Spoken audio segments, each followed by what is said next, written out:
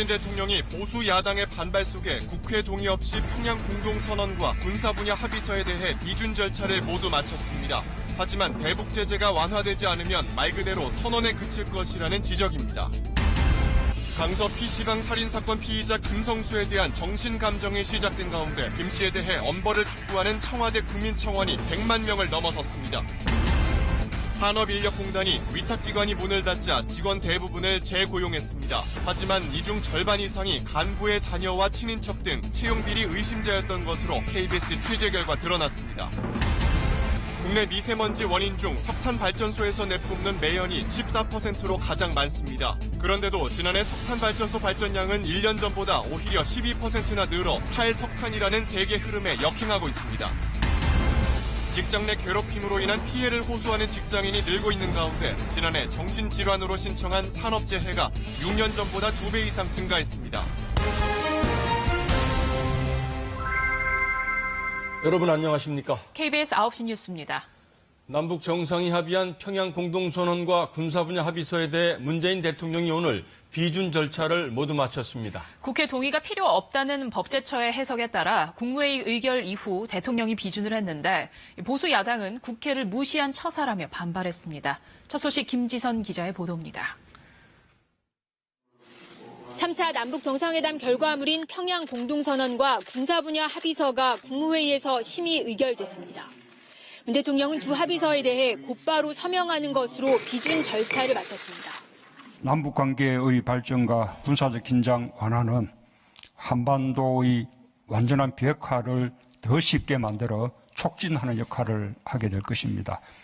2차 북미 정상회담이 늦어질 가능성이 제기된 상황에서 남북관계에서 속도를 내는 것으로 북미 비핵화 협상도 이끌겠다는 의도로 풀이됩니다. 청와대는 법제처 해석에 따라 이 두 합의서에 대한 국회 동의 절차는 생략했습니다. 판문점 선언이 이미 국회 비준 동의 절차를 밟고 있는 상황에서 판문점 선언 이행 성격이 강한 평양 공동선언은 따로 국회 동의를 받을 필요가 없고 군사 분야 합의서는 남북관계 발전법상 국회 동의가 필요한 경우가 아니라는 판단입니다. 그러나 보수 성향 야당은 정부가 국회를 무시했다고 강력히 반발했습니다. 판문점 선언도 국회 비준 동의를 받지 못하고 있는데 후속 합의를 담은 합의문을 먼저 비준하는 건 앞뒤가 맞지 않다는 겁니다.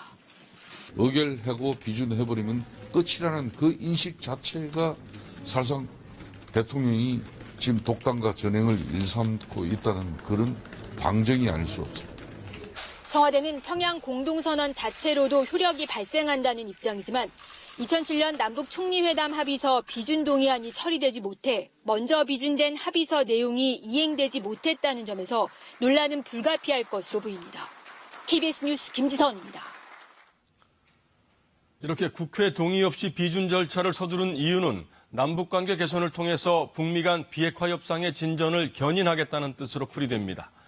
그러나 남북관계 개선 작업도 국제사회의 대북 제재 조치가 조금이나마 풀리지 않으면 본격적으로 추진하기 어렵다는 한계를 안고 있습니다. 이어서 유지양 기자입니다. 평양 공동선언 첫 후속회담인 산림협력회담. 밤까지 이어진 회담을 끝내며 북측 단장은 불만을 드러냈습니다. 북남 산림협력 분과회담에서 기대를 가지지 않을 것입니다. 북측은 태양광 시설 등을 갖춘 현대식 양묘장을 대거 짓길 원했지만 우리 측은 파이프 등 대북 제재에 걸리는 물품이 있을 수 있다며 의견이 엇갈린 것으로 알려졌습니다. 소나무 재선충 방제도 철제가 들어가는 장비 반입 등은 제재 대상이 될 수 있어 약품 제공만 합의됐습니다. 협의가 수월할 것이란 예상과 달리 회담은 10시간 넘게 이어졌고 공동 보도문도 구체적이지 않았습니다. 예상보다 대북 제재 저촉 검토 대상이 많았기 때문입니다. 평양 공동선언뿐 아니라 판문점 선언이 비준되더라도 이를 실제 이행하려면 대북 제재가 해제돼야 한다는 걸 보여주는 대표적인 사례입니다. 북미 간 비핵화 협상이 진전되지 않으면 대북 제재 때문에 한계에 봉착할 수밖에 없을 것으로 전망됩니다.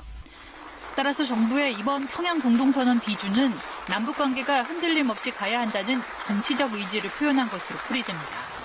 결국 비핵화의 진전과 이에 따른 국제사회의 대북 제재가 완화되지 않는 한 남북 간의 합의가 선언에 그칠 수도 있다는 분석이 나오는 이유입니다. KBS 뉴스 유지향입니다. 북미 간 2차 정상회담은 내년 초쯤에나 열릴 것으로 보입니다. 러시아를 방문하고 있는 존 볼턴 안보보좌관은 트럼프 대통령이 김정은 위원장을 다시 만나길 고대하고 있으며 내년 1월 이후가 될 것이라고 말했습니다. 워싱턴에서 김은규 특파원입니다. 트럼프 미 대통령의 핵심 참모 존 볼턴 안보보좌관이 북미 2차 정상회담 일정을 내년 1월 1일 이후라고 언급했습니다. 러시아를 방문 중인 볼턴 보좌관은 현지 라디오 방송 인터뷰에서 트럼프 대통령은 김정은 위원장을 다시 만나길 고대하고 있으며 그때는 아마도 내년 1월 1일 이후가 될 것이다 라고 말했습니다. 미국이 지난해 북한에 대한 핵 공격을 논의했는가라는 라디오 진행자 질문에 그런 적 없다고 답하는 과정에서 나온 말입니다. 백악관 인사가 공개적으로 북미 2차 정상회담의 내년 초 개최 가능성을 확인한 것은 처음입니다. 볼턴 보좌관의 발언은 시간 게임 하지 않겠다, 서두르지 말자 등 트럼프 대통령의 정상회담 속도 조절을 의미하는 말들과 같은 흐름입니다. 연내 2차 정상회담은 어렵다는 것입니다. 볼턴 보좌관은 트럼프 대통령이 러시아와 중거리 핵전력 조약을 파기하겠다고 언급한 문제 등을 논의하러 러시아를 찾았는데 북한도 관련돼 있다고 했습니다.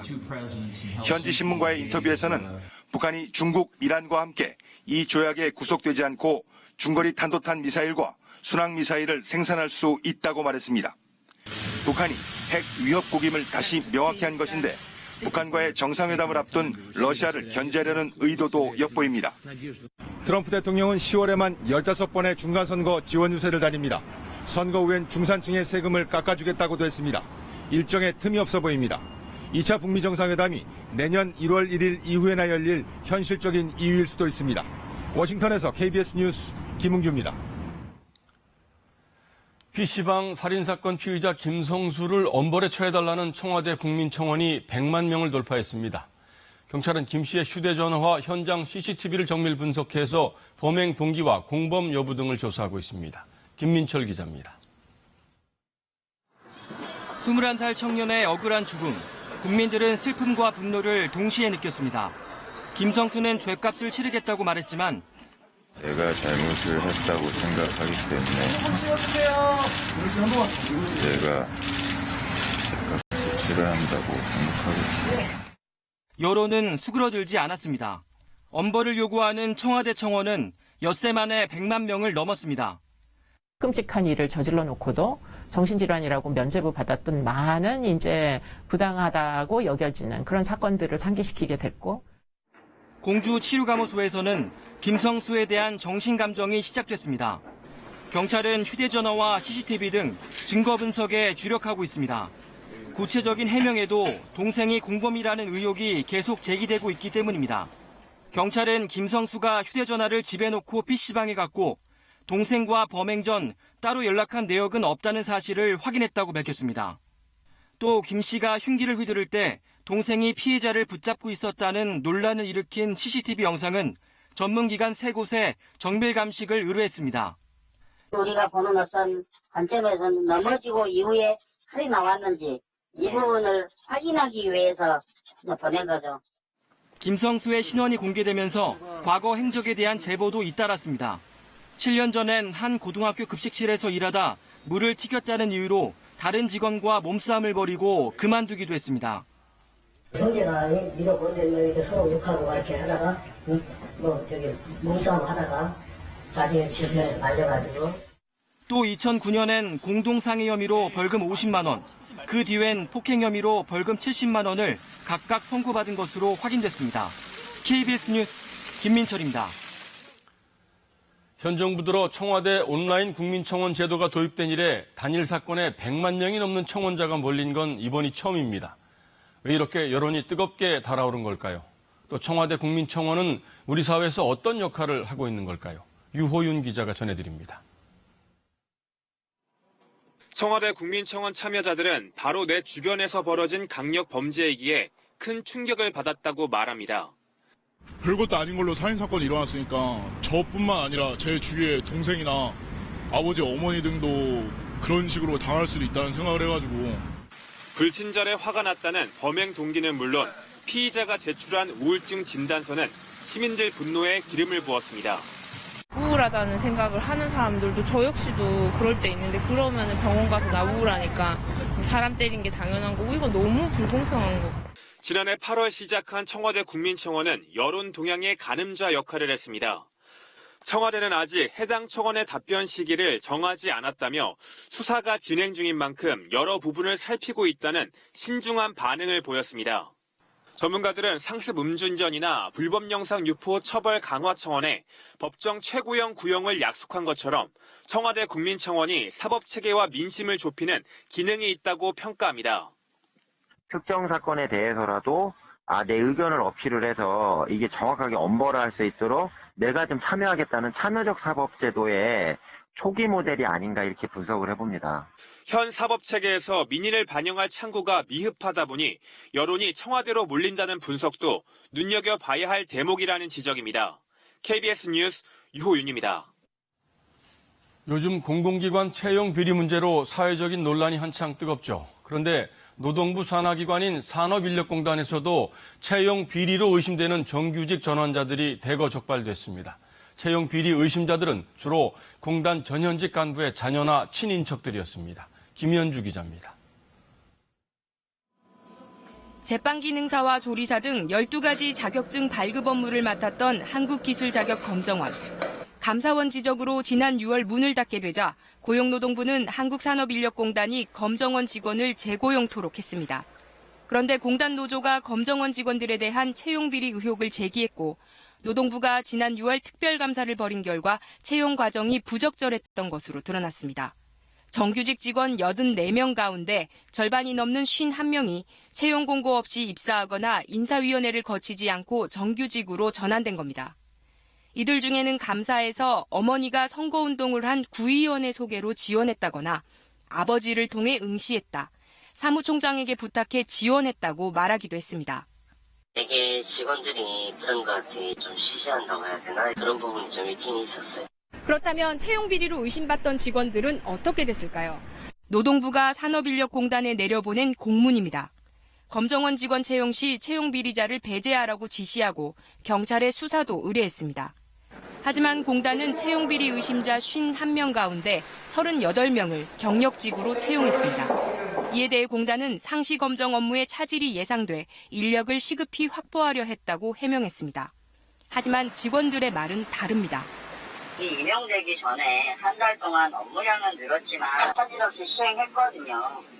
우리가 공정한 채용 절차를 마련하는 기관인데 이런 식으로 무분별하게 뽑으라고 하니 자괴감이 많이 들죠. 산업인력공단의 현직 팀장의 아들과 또 다른 팀장의 조카, 전직 지사장과 과장의 아들 등 4명이 채용 비리 의심자인데도 재고용됐습니다. 산업인력공단에서 선제적으로 이 문제를 정리할 수 있는 확실한 걸 보여서 국민들이 이제 제대로 돼가겠구나 하는 생각을 할 수 있도록 해야 한다고 봅니다. 선제적인 조치를 취해야 합니다. 올 상반기 산업인력공단의 신입사원 공채 경쟁률은 100대 1이 넘었습니다. KBS 뉴스 김현주입니다. 최근 불거진 공공기관의 친인척 채용 비리 문제와 관련해 김동연 경제부총리는 이를 엄중히 보고 있으며 사안이 발견되면 엄벌에 처하겠다고 밝혔습니다. 김 부총리는 우선 지금까지 제기된 문제에 대해 사실 조사를 확실히 하고 내용을 본 뒤 조사 확대를 검토하겠다고 설명했습니다. 기획재정부는 공공기관의 채용 전반에 대해서 전수조사를 벌일지 검토하고 있습니다.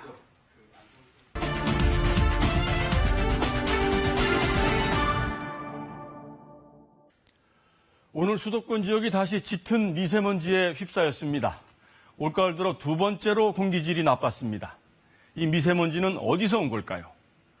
오전까지는 주로 국내 오염물질이, 오후부터는 중국발 오염물질이 먼지 농도를 높였습니다.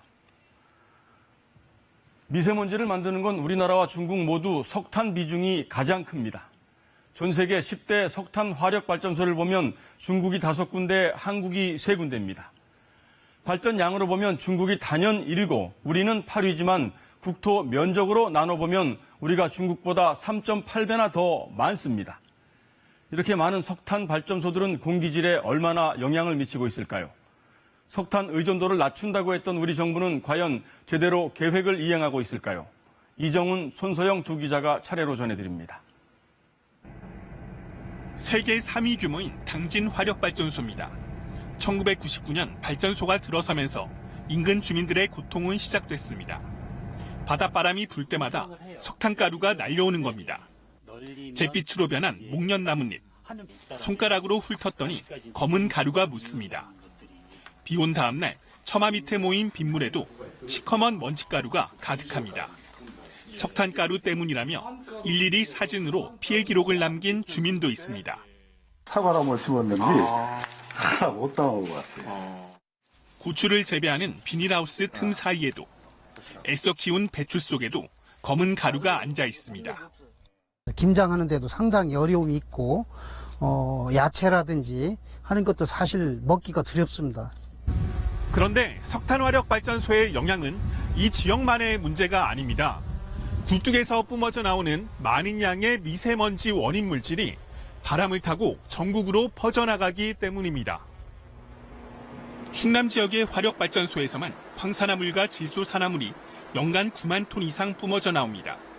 바람이 서풍으로 바뀌는 10월부터는 배출된 오염물질이 미세먼지로 바뀌어 전국을 뒤덮는 것으로 나타났습니다. 국내 미세먼지 원인 물질 가운데 석탄발전소에서 내뿜는 매연이 14%로 가장 많습니다. 중장거리 이동을 통해서 여러 지역으로 확산이 되어지고 있기 때문에 이런 부분들에 대해서도 좀 더 면밀히. 온난화를 일으키는 이산화탄소도 문제입니다. 국내 석탄화력발전소가 배출하는 이산화탄소는 약 1억 8천만 톤, 전체 배출량의 26%를 차지합니다. 그러니까 이산화탄소가 배출되는 과정은 미세먼지가 만들어지는 과정과 같이 있기 때문에 미세먼지를 줄이면 온실가스를 줄이고 온실가스를 줄이면 미세먼지를 줄일 수 있다. 그래서 온실가스가 초래한 지구온난화는 대기 흐름을 정체시켜 다시 미세먼지 농도를 더 짙게 하는 악순환의 고리가 되고 있습니다. KBS 뉴스 이정훈입니다.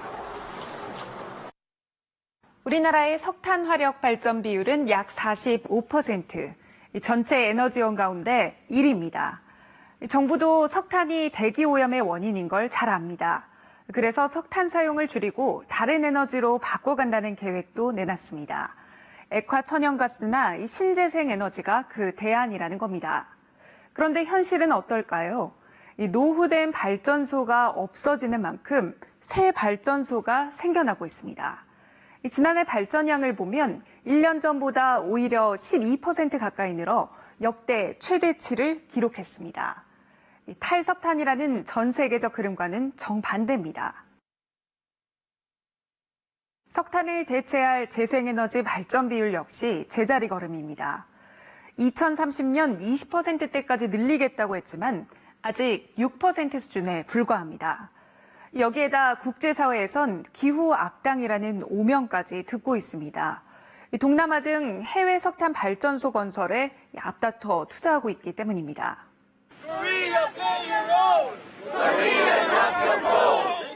현지 환경단체가 더러운 에너지를 수출한다며 한글 피켓까지 들고 시위를 벌입니다. 지난 10년 동안 수출입은행 등 공적 금융기관이 동남아 석탄 화력 발전에 투자한 돈은 11조 원이나 됩니다. 반면 글로벌 금융기관들은 잇따라 탈석탄 행렬에 동참하고 있습니다. 대기오염에 따른 건강 피해와 온실가스 배출권 거래제 등을 비용으로 치면 경제성이 떨어진다는 겁니다. 100원을 발전소에 넣었을 때 돌아오는 수익률은 점점 그 외부 효과를 보상하는 데 소요가 될 거기 때문에 수익률이 점점 떨어질 수밖에 없습니다. 신재생 에너지 가격이 빠르게 떨어지면서 석탄의 경쟁력은 더욱 낮아지고 있습니다. 정부에도 고충은 있습니다. 아직 석탄의 발전 단가가 싼 점을 무시할 수 없다는 겁니다. 하지만 앞서 보듯 발전 단가로만 에너지 가격을 따지던 기존 시각은 이제 근본적인 변화가 필요합니다. 전력 생산의 뒤에 배경에 숨어 있는 각종 사회적 비용 이런 것들이 제대로 가격에 반영이 안 돼 있다 보니까 누구에겐가는 또는 우리 후손에게는 계속 그 비용을 떠넘기고 있는 거죠. 전문가들은 지금부터라도 석탄 발전에 대한 각종 지원을 중단하고 친환경 에너지의 세제 혜택을 통해 에너지 시장 구조를 바꿔야 한다고 강조합니다. KBS 뉴스 손서영입니다. 다음 소식입니다. 사법농단 의혹의 핵심 임종원 전 법원행정처 차장에 대해 검찰이 조금 전 구속영장을 청구했습니다. 검찰은 임 전 차장을 양승태 전 대법원장과 공범으로 판단했습니다. 보도에 홍성희 기자입니다. 일주일 동안 4차례 소환 조사 끝에 임종원 전 법원행정처 차장에 대한 영장이 청구됐습니다. 법원행정처장 출신인 박병대 고용한 전 대법관, 그리고 양승태 전 대법원장과 공범이라고 영장에 적시됐습니다. 핵심 혐의는 재판 개입, 즉 직권 남용입니다.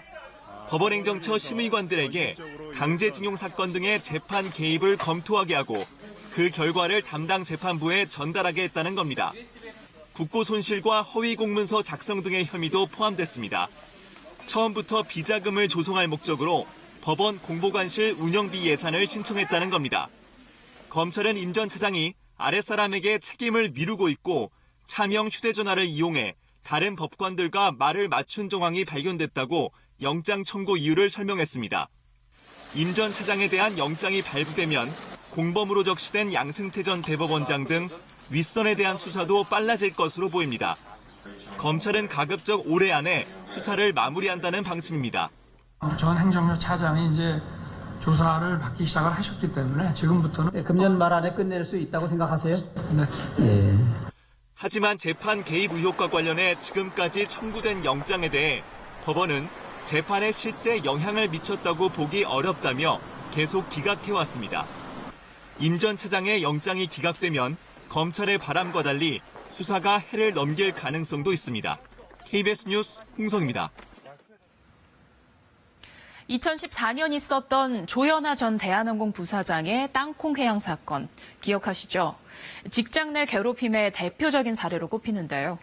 그 피해가 계속 늘어 직장인 10명 중 7명 이상이 직장 내에서 괴롭힘을 당한 적이 있다는 조사 결과도 나왔습니다. 이런 현실을 반영하듯 지난해 정신질환으로 신청한 산업재해가 200건이 넘어서 6년 전보다 2배 이상으로 늘었습니다. 직장 안에서의 은밀한 폭력, 그 실태는 어떤지, 대책은 없는지 이승철 기자가 취재했습니다. 감사장은 창문도 없는 무서운 밀실이다. 감사인은 나를 위에서 쳐다봤다. 판촉물 횡령 의혹으로 사내 감사를 받은 한 보험사 직원의 기록입니다. 감사 받을 때마다 메모를 해놨죠. 감사실이 어떻게 생겼고 내가 감사 과정 중에 어떻게 당했는지를. 당시 상황을 꼼꼼히 기록하고 녹음해둔 덕에 그 뒤 생긴 정신질환을 산업재해로 인정받을 수 있었습니다. 이와는 달리 직장 내 괴롭힘 피해자 대부분은 회사에서도 사회에서도 피해를 인정받지 못합니다. 입증 기록이나 수단이 없어서입니다. 올해 초 스스로 목숨을 끊은 한 카드사 직원은 사후에 가족이 산재 신청을 했지만 애를 태우고 있습니다. 육아휴직을 마치고 복직한 뒤 3년 넘게 상사와 불화하며 겪은 일을 뒷받침할 방법이 없기 때문입니다. 노동부와 경찰의 도움도 받을 수 없었습니다. 가해자 3명의 이름이 있기 때문에 이걸 통해가지고 얘가 수사할 수 없냐 했을 때 법이 없다. 이런 건이 굉장히 많지만은 직장 내 괴롭힘을 예방하고 당국이 적극 개입할 수 있도록 법적 정비가 필요한 이유입니다. 관련법 개정안이 발의돼 있지만 직장 내 괴롭힘에 대한 규정이 모호하고 주관적이라는 이견 속에 계류 중입니다. 시행령을 작성하는 과정에서 그 범위들을 정리를 해갈 수 있다고 보기 때문에 그래서 그런 방식이 되었었던 것인데 그거 자체를 지금 문제를 삼고 계신다는 것에 대해서는 조금 안타깝습니다. 프랑스와 영국, 호주 등은 직장 내 괴롭힘 방지법을 도입했고 일부 나라에서는 가해자를 형법으로 처벌하고 있습니다. KBS 뉴스 이승철입니다. 이번엔 산업재해가 가장 많이 일어나는 건설업계 이야기입니다. 2016년 지하철 진접선 공사 현장에서 폭발 사고가 일어나 근로자 4명이 숨지고 10명이 다쳤습니다. 시공사는 포스코 건설이었는데 용접가스 누출이 사고 원인이었습니다. 최근 7년 동안 이런 공공부문 발주 공사 현장에서 숨진 사람이 70명에 이릅니다. 시공사의 안전 불감증이 도마에 올랐는데 결국 이 사고 뒤에 법이 개정됐습니다. 공공부문 공사 현장에서 산업안전보건법을 위반해 사망사고가 발생하면 공공입찰을 제한한다는 겁니다. 이 법이 시행된 지 2년이 흘렀는데 사고 건설사들에 대한 공공입찰 제한 얼마나 이뤄지고 있을까요? 박혜진 기자가 짚어봤습니다. 한국수력원자력의 연구시설을 짓는 현장입니다. 시공사는 계룡건설. 지난해 7월 근로자 한 명이 장비에 부딪혀 숨졌습니다. 와이어들이 이제 땡기고 하는데 뽑으면서 이제 탄력을 받은 거예요. 그래서 이제 거기를 치면서 이제 사람을 좀 쳤습니다. 3개월 뒤 이 공원 조성공사 현장에서도 한 명이 숨졌습니다. 역시 계룡건설이 시공사. 같은 업체 공사 현장에서 석 달 새 2명이 숨진 겁니다. 그래도 공공입찰 제한은 없었습니다. 공공기관 발주 공사 현장에선 동시에 2명 이상 사망해야 입찰 제한이 이뤄지도록 해놨기 때문입니다. 100명이 죽어도 같은 사고만 아니면 괜찮다는 얘기입니다. 죽은 사람만 불쌍하다는 얘기를 하고 있고 실제로 현장에서 우리 노동자들이 하는 얘기 중에 이판사판 공사판이라는 말이 있어요. 언제 죽을지 모른다. 이 얘기를 우회적으로 이렇게 좀 표현하는 거죠. 2년 전 울산 비축기지 지하화 공사 현장에선 동시에 2명이 숨졌습니다. 하지만 아직 입찰 제한은 없습니다. 최근에야 시공사인 SK건설이 기소됐는데 산업안전보건법 위반 확정까진 얼마나 걸릴지 모릅니다.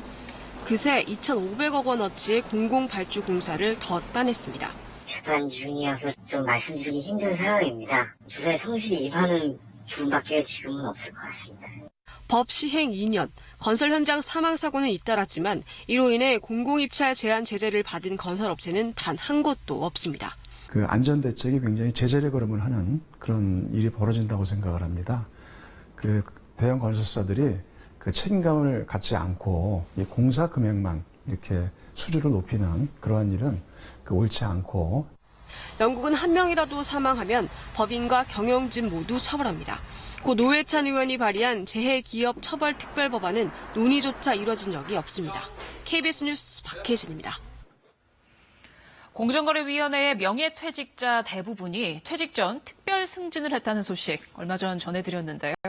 중앙부처와 지방자치단체를 전수조사해보니 마찬가지였습니다. 특별 승진율이 90%에 달했는데 공적을 평가하는 공적조서가 없는 경우가 40%나 됐습니다. 보도에 오현태 기자입니다. 공무원은 20년 이상 일하면 명예퇴직을 할 수 있는데 명예퇴직과 동시에 특별승진이라는 걸 할 수 있습니다. 명퇴를 독려하기 위한 장치입니다. 중앙과 지방정부의 명예퇴직한 공무원들 특별승진 실태를 전수조사해봤습니다. 중앙부처 46곳, 지난 10년간 명퇴자 10명 중 9명이 특별 승진했습니다. 특히 방위사업청과 국세청 등 4곳은 특별 승진율이 95%가 넘습니다. 기초자치단체까지 포함한 각 광역시도도 비슷합니다. 87.6%가 특별 승진했습니다. 제주도와 대구광역시 등의 4곳이 승진율 90%를 넘겼습니다. 특별 승진이 거의 자동 승진처럼 이루어지고 있다는 건데 이 특별 승진 10건 중 4건은 승진 이유를 기재한 공적 조서조차 없이 처리된 걸로 나타났습니다. 명예퇴직에서 나가시는 분들 자체가 20년 이상 근무하는 게 기본 요건이잖아요. 그러다 보니까 아무래도 장기간 근무하신 분들에 대해서 특별 승진 임용하는 쪽으로 그런 식으로 업무를 하고 있습니다. 공무원으로 오래 일했는데 공적 하나 없겠느냐는 아니란 기준이 적용되고 있다는 얘기입니다. 실제로 명퇴자 특별승진 규정을 봐도 재직 중 공적이 특히 뚜렷한 사람을 대상자로 정해놨을 뿐 다른 규정은 없습니다. 그러다 보니 특별승진자 가운데 음주운전이나 성비 등 징계 전력이 있는 사람이 중앙과 지방 가리지 않고 10%나 포함되어 있습니다. 인사 담당자들은 명퇴자 특별승진이 아무런 혜택이 없는 명예일 뿐이라고 하지만 이른바 재취업 시장에선 얘기가 다릅니다. 경력증명서에는 승진 후 직위가 표시되는데 민간 재취업을 할 때는 직위와 임금 면에서 더 좋은 대우를 받는 근거가 될 수 있습니다. 재취업 심사를 받은 공정거래위원회 재취업자 22명도 명퇴자 특별승진을 한 것으로 드러난 바 있습니다. 명퇴자 특별승진의 자격 요건과 심사 절차를 구체적으로 만들어서 명퇴자 특별승진의 관리를 철저히 해야 될 것으로 생각합니다. 공무원 특별승진 주무부처인 인사혁신처는 승진 심사를 강화하고 음주운전과 성비위 관련 징계 기록이 있으면 승진을 제한하겠다고 밝혔습니다. KBS 뉴스 오현태입니다. 캠핑 인구가 증가하며 곳곳에 캠핑장도 많아졌는데요. 당국의 허가 없이 농지에 캠핑장을 짓고 운영하는 경우가 잇따르고 있습니다. 이 농지는 농사를 짓는 사람이 소유하고 농업용으로만 사용이 제한된 땅인데 적발이 돼도 벌금만 물면 된다는 식입니다. 홍진아 기자가 실태를 취재했습니다. 가족 캠핑족들로 북적이는 경기도의 한 캠핑장입니다. 캠핑장에 수영장과 놀이터가 들어서 있는 자리는 원래 농사를 지어야 하는 땅입니다. 2년 전 군청에 적발돼 원상복구 명령을 받았지만 여전히 그대로 운영되고 있습니다. 허가를 내고 싶어도 수경공원 때문에 안 된다. 나머지 거를 제가 허가를 받은 거예요, 다. 해당 군청은 원상복구가 안 된 걸 KBS 취재가 시작돼서야 알았습니다. 저희가 뭐 하나하나는 못 가잖아요. 그래서 이제 현장 가다 보니까 그런 부분들이 보여가지고. 농지에 물을 채워 연못으로 바꿔서 캠핑장을 운영해 온 곳도 있습니다. 3년 전 적발돼 벌금 300만 원에 농지 처분 명령까지 받았지만 바뀐 건 없습니다. 거기 주말에 운영하나요? 이게 마감이에요. 10월 달. 네, 죄송합니다. 4시 유잔만 있어요. 지난 한 해만도 캠핑장 29곳이 농지 불법 전용으로 당국에 적발됐습니다. 농지를 다른 목적으로 사용하려면 정부 허가를 거쳐 공시지가의 30%를 농지 보전금으로 내야 합니다. 어기면 징역이나 농지 처분 명령 등을 받게 됩니다. 하지만 실제 고발까지 이뤄지는 건 5건 가운데 1건꼴로 대부분 원상회복 명령에 그치고 있습니다. 한 번 걸리면 다시 적발되는 일은 거의 없어 소에게 벌금만 물고 맙니다. 형식적으로만 사후 조치하고 있기 때문에 농지의 불법 전용이 지속되고 있는 실정입니다. 불법 전용 추적 시스템을 구축하여 조치 사항을 실시간 확인할 수 있도록 해야 할 것입니다. 매년 적발되는 불법 농지 전용은 3천여 건. 보다 체계적인 농지 관리가 필요해 보입니다. KBS 뉴스 홍진아입니다. 오늘 우리 주식시장이 또 한 번 급락했습니다. 얼마 전 검은 목요일에 이어서 오늘은 검은 화요일이라고 불릴만 했습니다. 미중 무역 분쟁이 해법을 찾지 못하고 점점 더 악화되면서 투자 심리가 꽁꽁 얼어붙었습니다. 환율도 급등해서 자본 유출 우려도 커지고 있습니다. 이중근 기자입니다. 코스피가 1년 7개월 만에 최저치로 떨어졌습니다. 하루 만에 55.6포인트, 2.5% 넘게 하락했고 시가총액 36조 6천억 원이 사라졌습니다. 지난 11일 4% 넘게 추락한 이후 안정세를 찾으며 잘 버티나 싶었지만 오래가진 못했습니다. 코스닥 지수도 3% 넘게 내렸습니다. 가장 큰 원인은 역시 길어지고 있는 미중 무역 분쟁입니다. 다음 달 미중 정상회담에서 돌파구를 찾을 거란 가능성이 제기됐었는데 트럼프 미 대통령이 중국 지도자들이 관세 문제로 더 고통을 느끼길 원한다는 강경 발언을 쏟아낸 게 금융시장에서 불확실성을 키웠다는 분석입니다. 여기에 이탈리아의 재정 적자 문제도 투자자들의 불안감을 키웠습니다. 이 같은 영향으로 일본을 포함한 아시아 주식시장도 동반 하락세를 나타냈습니다. 미중 협상에 대한 재개 소식과 중국 경제에 대한 우려가 완화되는 조치가 나오지 않는다면 증시는 당분간 침체 장세를 보일. 특히 우리 주식시장에서 외국인들의 매도세가 계속되고 있어 자본 유출 우려도 점차 커지고 있습니다. 외국인들은 오늘 하루만 5,600억 원, 이달 들어 2조 9천억 원어치의 주식을 팔아치웠습니다. 이 때문에 원달러 환율도 급등했습니다. 안전자산 선호 현상 등에 의해서 강달러 현상이 나타나게 되고 코스피 시장에서 외국인이 연일 순매도를 지속하고 있는데 송금 수요 등에 의해서 원달러 환율은 좀 상승 압력을 받는 모습을. 원달러 환율은 오늘 하루 9전 20전 오른 1137원 60전을 기록해 지난 11일 이후 가장 높았습니다. KBS 뉴스 이중근입니다. 이렇게 주가가 크게 떨어질수록 수익이 높은 투자 방식이 바로 공매도죠. 주식을 빌려서 팔았다가 주가가 떨어지면 싸게 되사서 주식으로 되갚는 방식인데요. 국민연금이 공매도용 주식 대여를 중단한다고 밝혔습니다. 왜 그런 건지 김진호 기자가 전해드립니다. 국민연금공단이 공매도를 위한 국내 주식 대여를 중단했다고 밝혔습니다. 내부 토론을 거쳐서요. 네네. 어제 10월 22일부터 국민연금의 국내 주식 대여를 신규 거래에 대해서 중지를 했습니다. 공매도는 주가 하락을 예상하고 갖고 있지 않은 주식을 빌려서 판 뒤에 나중에 싼 값에 사서 되갚고 차익을 챙기는 기법입니다. 주가가 떨어질수록 이익입니다. 국민연금은 2000년부터 공매도 세력에게 주식을 빌려주고 수수료를 받아왔습니다. 지난해에도 국내 주식 대여를 통해 수익 138억 원을 얻었는데 이를 포기하기로 한 겁니다. 국민 100명 중 76명이 주식 대여 금지에 찬성할 정도로 부정적인 여론 때문입니다. 공매도로 주가가 떨어지면 결국 국민연금의 보유 주식 가치도 떨어져 손해라는 비판에다 개인 투자자들의 불만도 컸습니다. 기관과 외국인 투자자들은 자유롭게 공매도 활동을 할 수 있으나 개인 투자자들은 사실상 공매도를 하기가 상당히 어려운 구조인 거거든요. 신용도의 문제 때문에 국민연금공단은 이미 빌려준 주식은 연말까지 해소하겠다면서도 주식 대여 재개 가능성도 열어놨습니다. 국내 주식의 대여 시장과 공매도에 미치는 영향력들을 면밀히 분석, 연구한 끝에 재개 여부를 결정할 예정입니다. 전문가들은 국내 주식 대여 시장에서 국민연금이 차지하는 비중이 0.6% 수준이어서 전체 주식 시장에는 큰 영향이 없을 것으로 분석했습니다. KBS 뉴스 김진호입니다.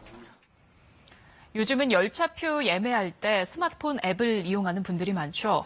예약도 취소도 간편하기 때문인데요. 코레일은 표를 예약하고 나타나지 않는 이른바 노쇼를 막기 위해 취소 수수료를 부과하고 있습니다. 그런데 취소가 아니라 변경하는 데는 왜 수수료를 내야 할까요? 코레일이 이렇게 수수료로 걷어들이는 돈이 한 해 100억 원이 넘습니다. 문예슬 기자입니다.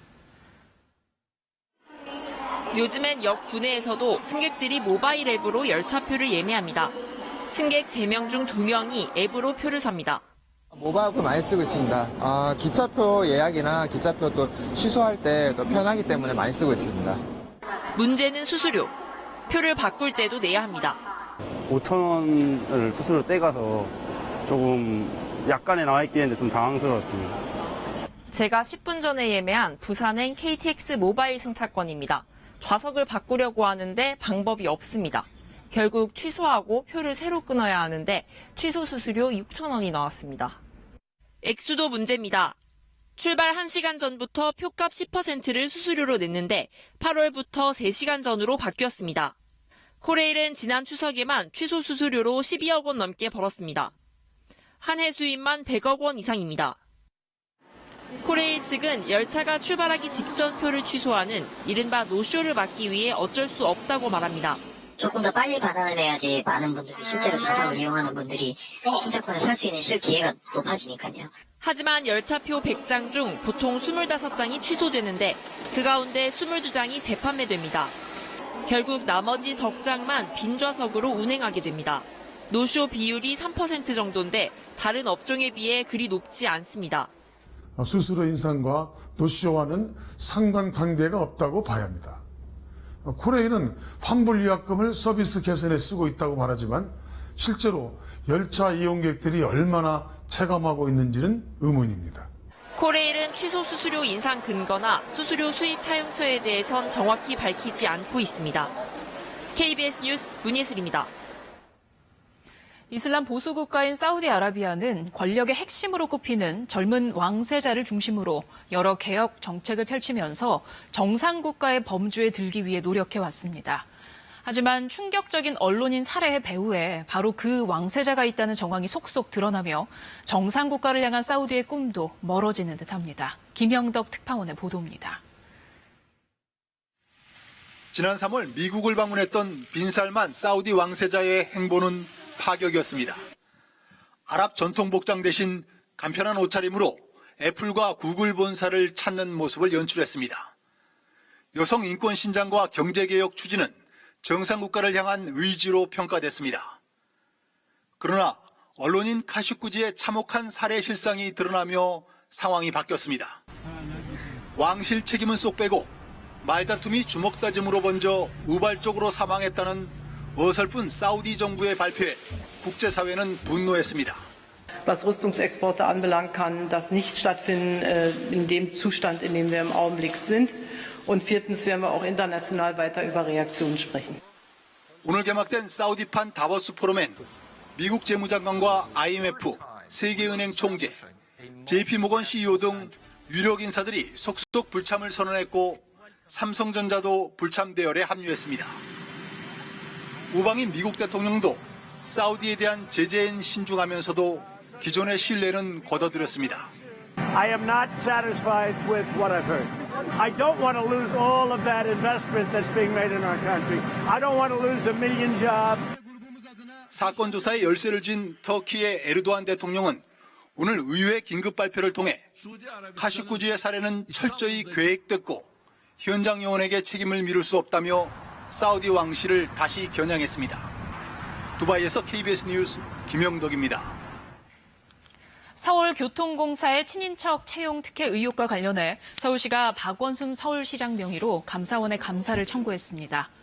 서울시는 서울교통공사의 최근 5년간 임직원과 전현직 노조 간부들의 친인척 채용 여부, 전체 무기계약직의 일반직 전환 과정에서 위법 여부, 올 3월 무기계약직의 일반직 전환 과정의 위법 여부를 감사해달라고 요청했습니다. BMW 42개 차종 10만 6천여 대가 리콜 중인 가운데 국토교통부가 BMW 128D 모델을 비롯한 6만 5,764억 대를 추가로 리콜합니다. 이 가운데 BMW 118D 모델과 액티브 투어러, 미니쿠퍼 D 등 23개 차종 3만 7,097대는 새로 리콜 대상에 포함됐습니다. 진천 국가대표 선수촌에서 선수와 지도자들이 술을 마셨다는 어제 KBS 9시 뉴스 보도와 관련해 대한체육회가 자체 감사에 착수했습니다. 대한체육회 관계자는 오늘 오전부터 감사실에서 선수촌 현장 조사를 시작했으며 선수촌 내 음주 행위 사실이 확인되면 해당자를 규정에 따라 징계할 계획이라고 밝혔습니다. 오늘 오후 6시 반쯤 충남 논산시 천안 논산고속도로 천안 방향 연무 나들목 부근에서 고속버스가 앞서가던 1톤 화물차를 추돌한 뒤 5m 아래로 떨어졌습니다. 이 사고로 50대로 보이는 여성 승객 1명이 숨지고 13명이 중경상을 입었습니다. 단순한 장식품이나 생활용품으로 여겨지던 병풍이 천년의 역사가 담긴 문화재로 재조명되고